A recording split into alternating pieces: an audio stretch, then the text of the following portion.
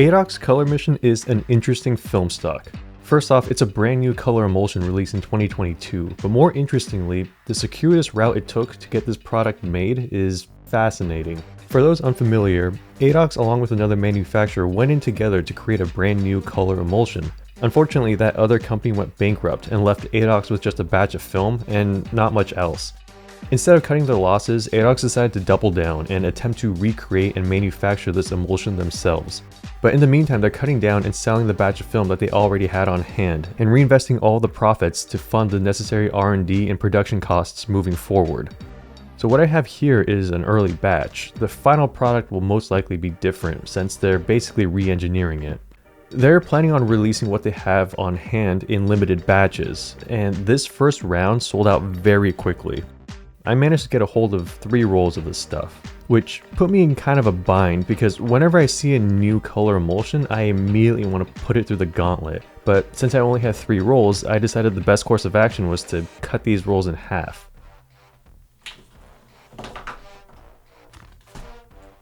This was shot normally. Right off the bat, this is very contrasty, and these are uncorrected flat scans. But to me, the striking thing is how the greens pop, and I don't think the greens are overtly vibrant, I just think all the other colors are desaturated in comparison. If you look at the lights, you can see that this film has a bit of halation, which is that red glow around the lights, and I want you to put that in the back of your mind for now, because the other interesting thing that I noticed is this film has cinema sprocket holes, like the same ones you would find in Kodak Vision 3. If you look closely, these sprocket holes have rounded off tops and bottoms, as opposed to most photographic film which have these more squared off sprocket holes. My first thought was, is this some sort of cut down cinema film?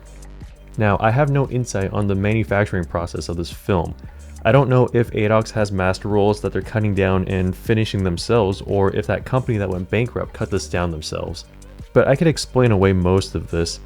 Regarding the sprocket holes, they probably just used whatever cutter was available, and it just happens to make these holes. With the halation, anti-halation layers aren't perfect. With a strong enough light, you could get halation with a lot of different color films.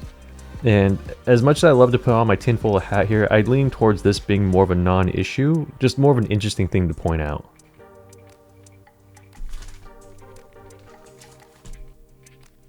For the second roll, I decided to bleach bypass it. I shot this and already made the decision to bleach bypass it before I even developed the first roll.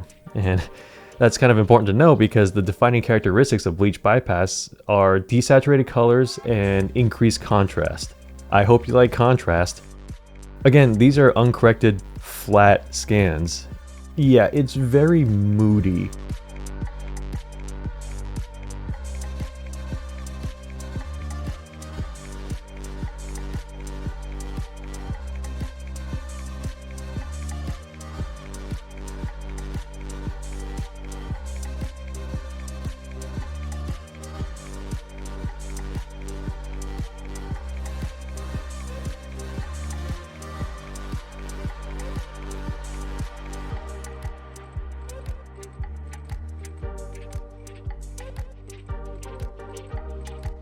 With the increase in contrast, you lose a lot of detail in the highlights and the shadows. Look at this shot, which was developed normally, and compare it to the bleach bypass shot. Both of these were metered for the clouds. This one, you can make out a lot of the details in the clouds and the cityscape, and this one, everything is just crushed. I actually really like this look, and if this is something that you're going for, then that's great. Otherwise, just shoot it and develop it normally, you'll get better results.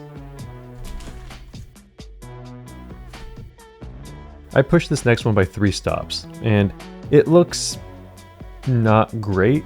The grain is intrusive, especially compared to the roll that was developed normally.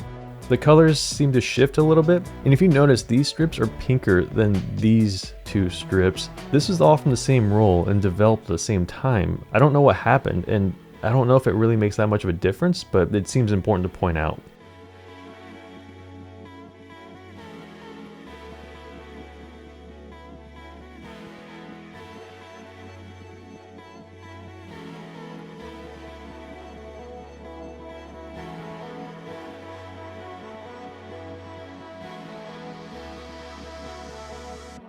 Overall, if you wanted to push it, or if you accidentally underexposed it by 3 stops, you could absolutely salvage this. I don't really recommend it, but it's not the worst thing in the world.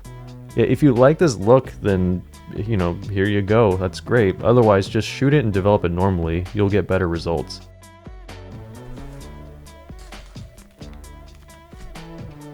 This is what happens when you cross-process it in E6.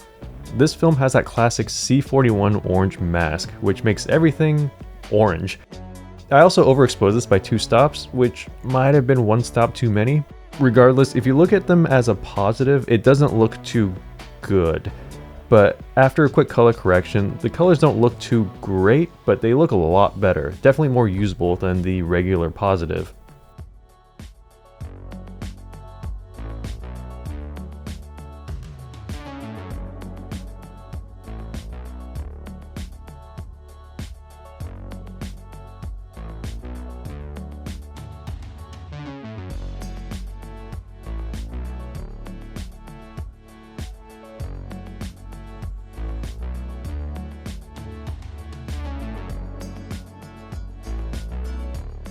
This gives me expired slide film vibes, which if you're into that look, you know, here you go.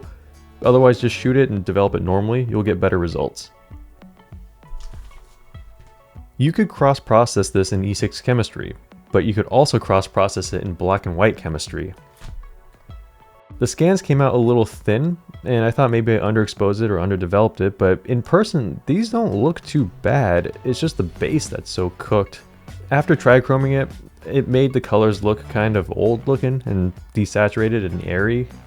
I don't really see any reason to do this unless if you end up having a set of trichrome filters on you and you need to shoot a color photo, but you only had this film and some black and white chemistry, then maybe doing this makes sense. Otherwise, just shoot it and develop it normally, you'll get better results. Finally, I had one last half roll left, and I decided to red scale it. I also bleach bypassed it, partly because I was curious to see what bleach bypass red scale looks like, but mostly because I didn't want to mix up bleach. I still suck at shooting red scale, but I have learned from my previous attempts and started overexposing it. It allows some of the greens to peek through, giving these shots some color. That extra color plus the extra contrast from the bleach bypass makes some of these shots look like E6 film cross-processed in C41.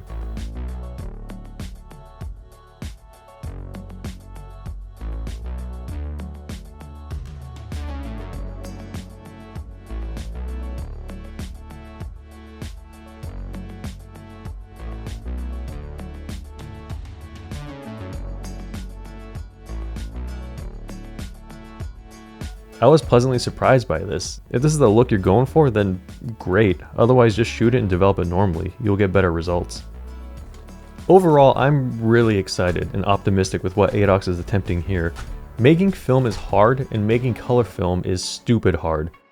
If you have an opportunity to pick up a roll, I highly recommend it. It's a fun and interesting film to at least try once, and it's cool to know that your money is going directly towards the R&D and manufacturing of a brand new color film. I hope ADOX can get their 120 slitter operational soon, because I would love to see this come out in 120. With that said, I'm hoping that this is just the first step into something much bigger. Only time will tell, and good luck ADOX. I really hope this works out.